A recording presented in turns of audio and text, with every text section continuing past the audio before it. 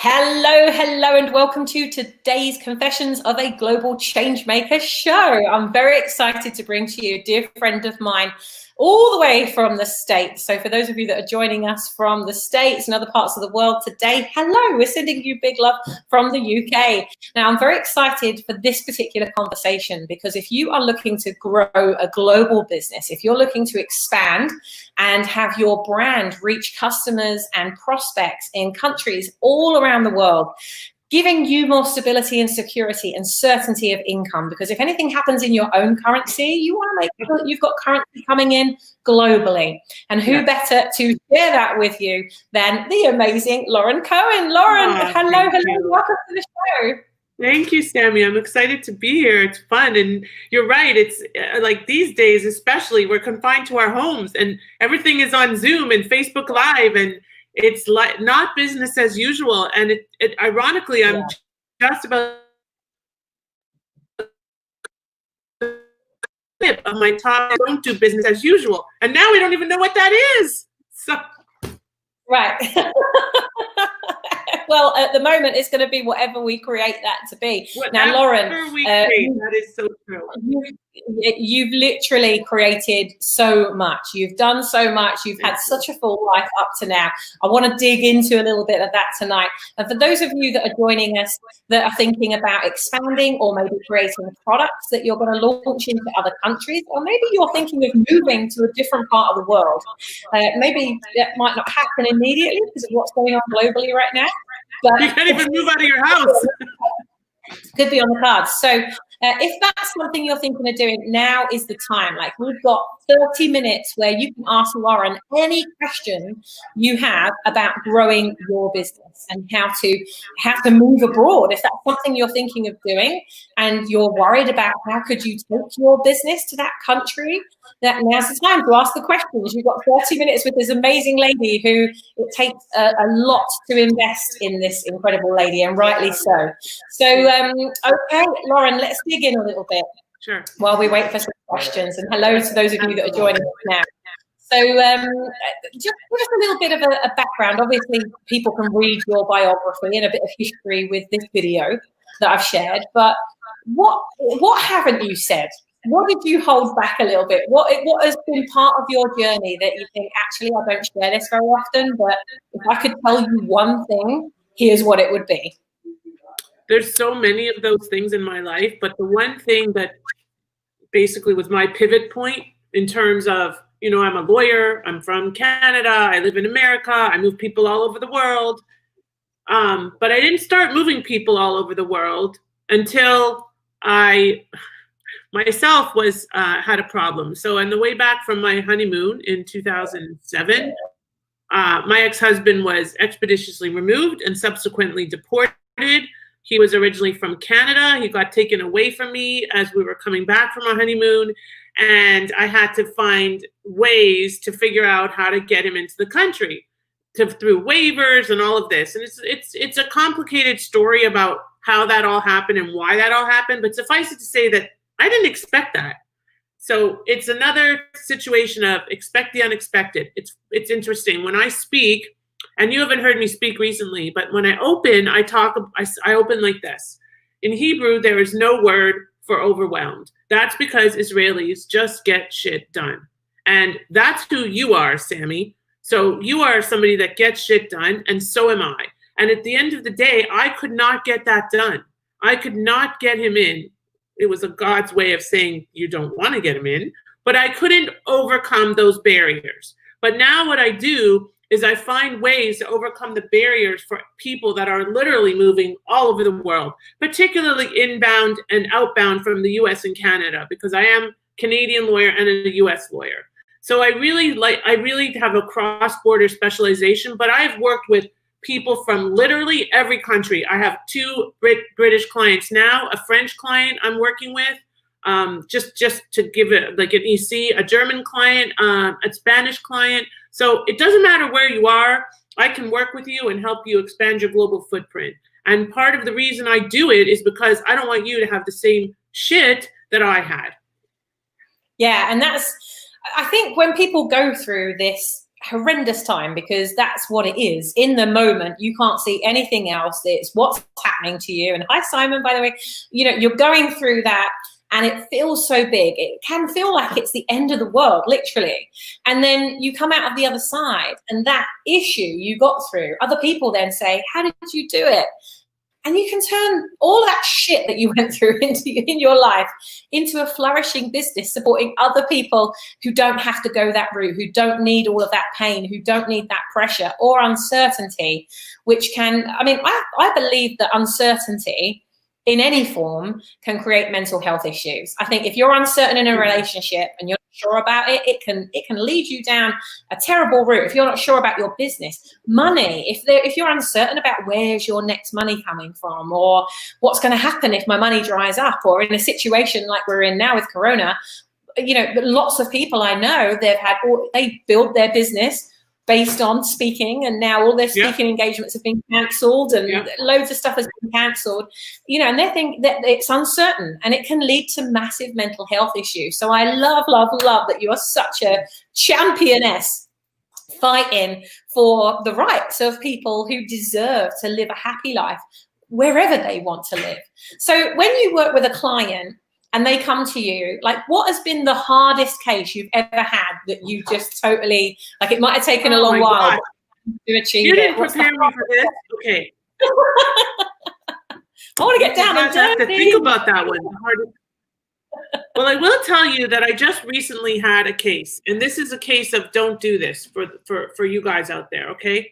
So a lot of people, a lot of clients, I'm also a resource to other lawyers because I am the immigration lawyer with the corporate expertise. So I'm a resource to other immigration lawyers, helping them to structure the business cases for clients. I specialize mainly in business solutions, not personal solutions, okay? Not that I don't like people, but I'm a business expert. And so this client came to me a little late in the game, which happens all too often. And she had already started her whole process. She was coming into the United States from another country. I won't name the country. And she had hired all these different people and paid all this different money to all these different people. And now she came to me at the 11th hour and said, now what? And I'm like, okay, let's see what you've done. And she sent me what she'd done and spent however much money. And it was a complete disaster. She would have had hit walls every step of the way, right?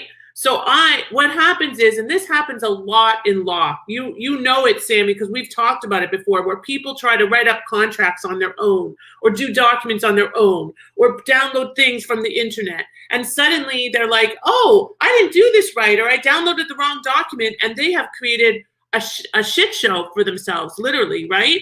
This is what happened with this woman. So it took 2 weeks. I must have spent 20 hours trying to fix the damage. And she wasn't even that happy yet, because the 20 hours did not, it would have been better had I just started from scratch. But unfortunately, she was determined to keep with the model she built. And this is an example of where I could come in at the beginning and help walk her through the whole process and be that guiding light and that hand holder, not literally right now, but so that, for example, in this coronavirus age, we're all worried about the safety and structure and protection for our business, okay? Whether we're global, whether we're domestic, whether we're a solopreneur or a medium-sized business or even a large business, everybody is scared. There is nobody that's immune except for the Purell people a little bit, but other than that, everybody's scared, and there's so much uncertainty. And the most important thing that you can do for yourself is control as many things as you can control. You cannot control what's going to happen, but you can control if your business foundation is safe, if your business is able to scale, if your business is able to go global, and you put those structures and infrastructures in place now, so that when it's time, when this is turning around, and we know that uncertainty turns into positivity. I mean, every trauma and traumatic experience, and 9/11, there was nothing good with that, but certainly we turned the world around and we came together. This is going to be one of those situations, but you have to poise your business and get it ready so that it can skyrocket when the time comes. Sorry, I don't mean to talk so much, but I get a little excited. No, I love it. I think, it's something that we need to consider. People say it to me all the time. They're like, well, I think what I'm going to do is I'm going to go away and I'm going to go build my brand. And then I'm going to come to you when I've earned some money. And then I'll, become part of the Brand Builders Club or whatever. And it's like, that's totally the wrong way, because you're going to go and build the wrong brand, probably targeting the wrong people with the wrong products in the wrong way. And so you're going to waste a load of time and money for at least 2 or 3 years, because that's usually the average, that people then get very sheepish and they feel embarrassed to come back to me. And by that 3-year period, they've then totally fucked their brand. They come to me and I'm like, wouldn't it have been easier to have done this 3 years ago? And it's kind of, now I'm everything you've done, and it's just a waste of time, money, and energy when you could have been earning a lot more, a lot faster with the right people. Right way. It's just like, let's have fun at blank canvas stage. It's much easier to deal with that at that point. So, I mean, you've got all these clients that you've helped to move around the world, that have done loads of business because of you, and how you give them security and peace of mind in what they do. What have been some of your experiences in business where you've had some really hard lessons yourself, not things you've done for clients, but stuff that's happened to you and you've thought, shit, I'll never do that way again? Yeah, I'll give you a perfect example, and I think you know about this. So around about a year and a half ago, I built a system called Scale Up Checkup. It's a super cool system. It's a system designed to analyze, do a 7-point inspection of a business, look under the hood, provide solutions to scale the business, including branding and marketing. That's one of the 7 areas I look at. And I built this great system with the model of assess, diagnose, deliver. Delivering was supposed to be conceptually an Angie's List for business owners. So I had this vision, I had this idea, I had this business plan. I did not have the capitalization. So one of the 7 areas is funding and capitalization. So here's me, pot calling the kettle black or whatever, being underfunded, but not realizing I was underfunded. Why? I did not know that it would take $1 million or $500,000 in marketing dollars to do what I needed to do to build that brand, to the point of where it could achieve the goals. And I had a vision, but I'm not a volume business owner. I'm a one-on-one, I'm a relationship person. I work with people that that know, like, and trust me and come to me because I'm credible and I provide a very high-end, top-notch service. Like, I was talking to somebody yesterday and they were saying to me, if people value price over value, you're not the one. But if people value over price, you're the one every day of the week. And that's the difference. And so I was undercapitalized. I bootstrapped it myself. I'm a single mom, and I did not anticipate, even in our projections, how much it would take to build that brand to the point where it could achieve the goals. Now, it's not dead, and I've modified it and focused it on now going global. But the reality is that was a hard lesson for me, because I sunk all of my heart and soul, and I basically took my eye off of my main ball, which is going global, right? And now, as you remember, when we first met, I had a copy of my book. I brought it over to you. I remember this so well, and I said, I'm that person that can help you go global, and that's really where my passion lies. So now I'm back.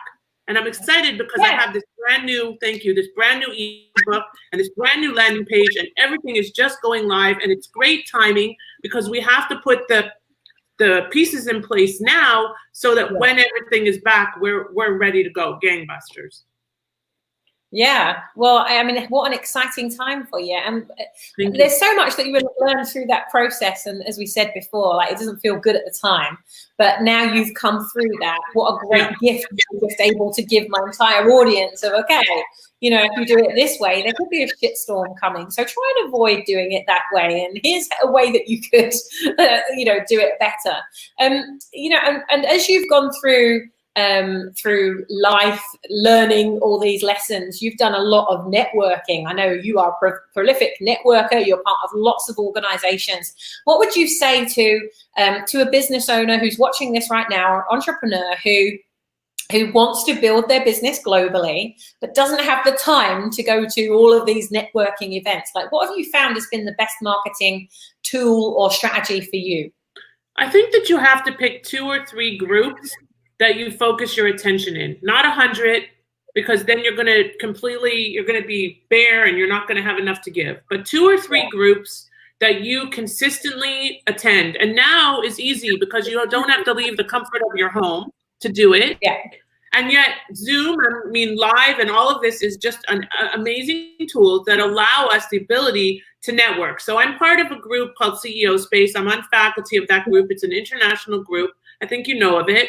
And they were supposed to have a forum this week in Dallas, and they decided to take it online. Now, I wasn't going to be teaching this time because I wasn't able to go to Dallas. Had I known it was going to be online, I would have been able to teach. But I attended a bit of it. I'm not able to attend all of it, but a bit of it yesterday. There were 90 people on the Zoom call watching and hearing from a fellow faculty member.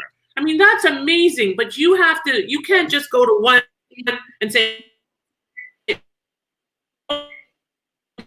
right? Another thing that I'm doing, which I don't even know if you know, and this is what I was mentioning to you in Messenger. So I have had my real estate license for 12 years. 12 years, Sammy. Have I done anything with it? No. I've also set up a nonprofit 3 years ago, and I'm finally doing something with that. But with the real estate, I joined a company that's only in US, UK, Canada, and Australia so far. And it's the Uber of real estate. Why did I join it? Because I am not I don't produce real estate. I don't sell real estate yet. I'm a referral person, and I'm a great connector, right? So this is a way for me to capitalize on my connections and use my real estate knowledge to build my brand. And yesterday I did a super cool mastermind in there for other realtors, because realtors are a great source of people that are moving all over the world, right? And so it was all on this platform, like a gaming platform. I am not a gamer. The first time I was in there, I hit every wall. Yesterday I was prolific. It was great. I was so proud of myself. But it's just about like figuring out what works for you and where you can build relationships. Not that you're going in looking for money. I'm not going in looking for a client. You have to be a go-giver. What can I give to you? How can I bring value to you? You know, I think that whenever you've asked me questions, I try to be available and a resource. I may not always know the answer, but that's where I bring value to my colleagues and my clients, because at the end of the day, you know, it's okay not to know, but if you know, why not share? And so that's another thing, is when you're networking, try to give value to people. Just like on LinkedIn, they say you're supposed to give something of value as you're building your rapport. It's super important.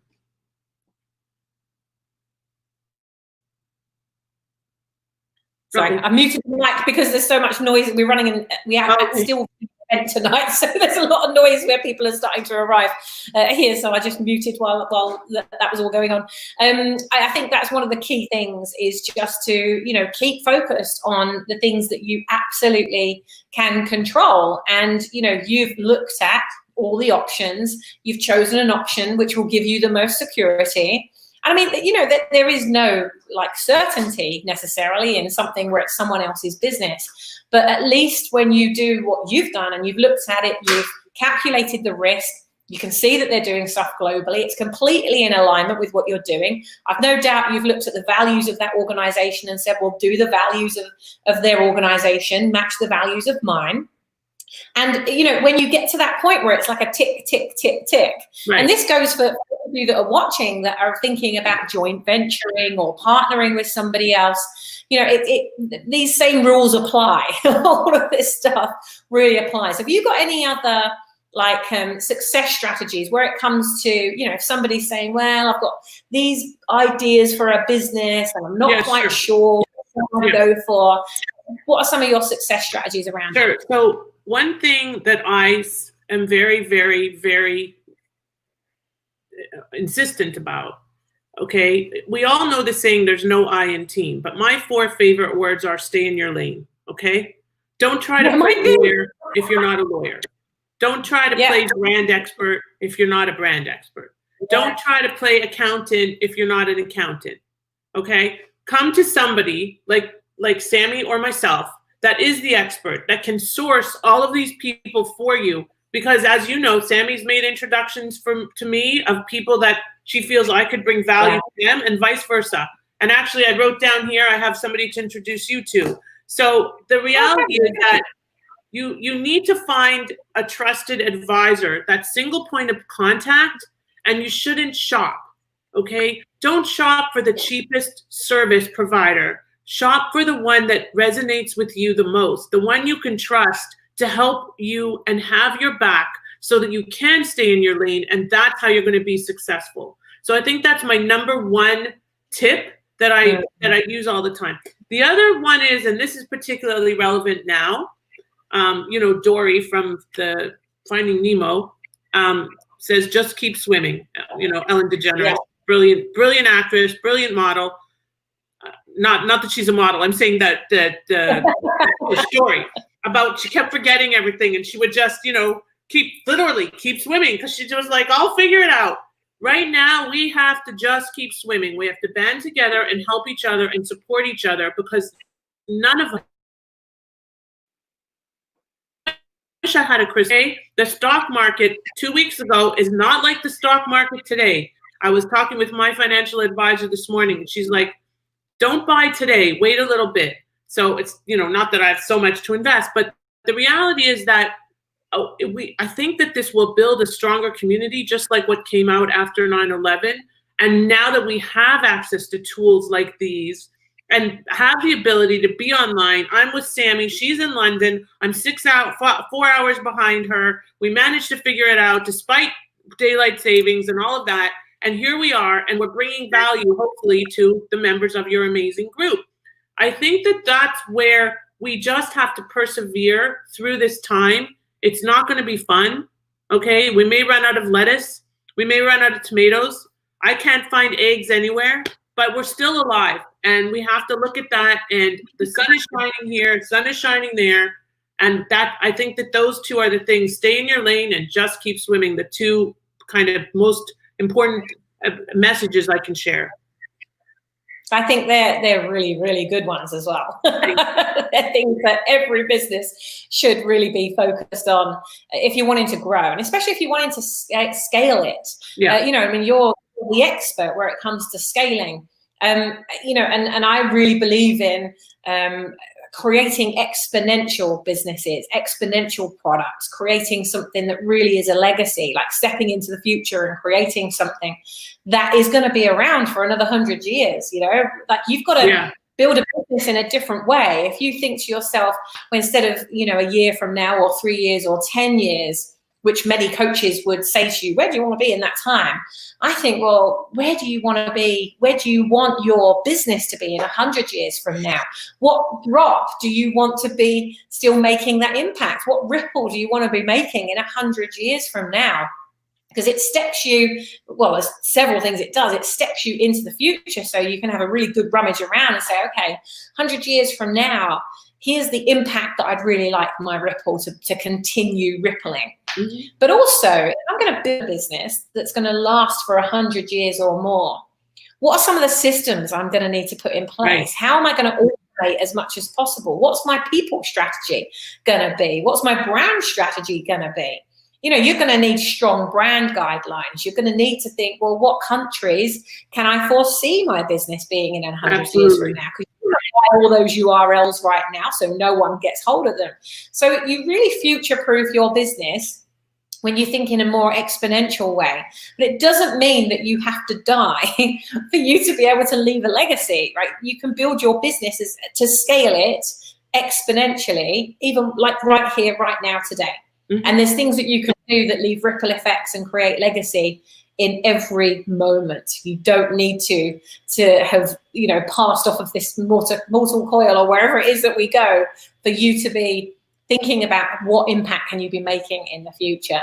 So Lauren, what's your next step? Obviously you've got this new website you're launching, you've got loads of exciting stuff. If anyone wants to contact you or reach out, connect, like what is your website? How can they find you? So are we allowed to put it in, can we put it in the chat? Yeah, I'm going to put it as a banner. Put it there.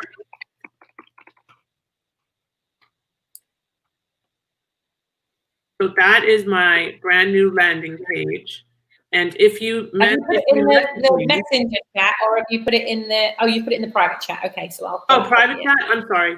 I put it in live comments. Oh, I don't know how. Just keep it there, and I'll put it in here.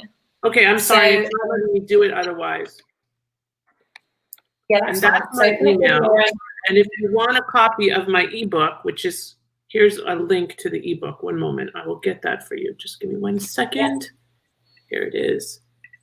The only thing I would ask is that if you do, actually, I'm sorry, I take this back. The ebook is $47. So if you want a copy of the ebook, message me, send me an email. We can discuss how we can get that to you at a discounted price. I haven't even launched that whole thing yet. It's just being done. But yeah, send me an email. We can talk about going global. We can talk about how to make sure that the foundation of your business is sound and strong, and how you can make it even stronger.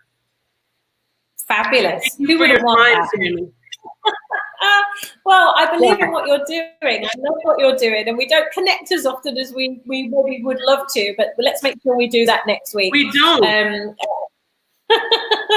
But, you know, guys and girls, seriously, those of you that are on here live, those of you that are watching the replay, if you have any questions, and maybe you didn't want to post them publicly, but you'd rather get some, you know, some feedback and advice, there's Lauren's email addresses on the screen right now, so you can email Lauren. You know, let her know that you know her through this show, so that she knows where you've come from and actually answers your question. Because if you get random things from random people, then you don't always answer those things first. So let her know that you've come through via the Confessions show. And I'll just put Lauren's website back up there again. So again, you can go have a good look around the website. Lauren, congratulations on your new chapter, and good luck. Although you're not going to need it, but good luck. Thank you, sweetie pie. I'll set up some time with you, and good luck on your event. Okay, be well. Stay healthy, everybody.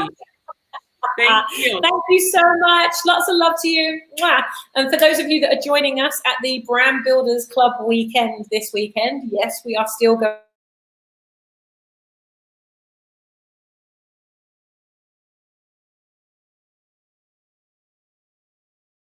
It's just gone.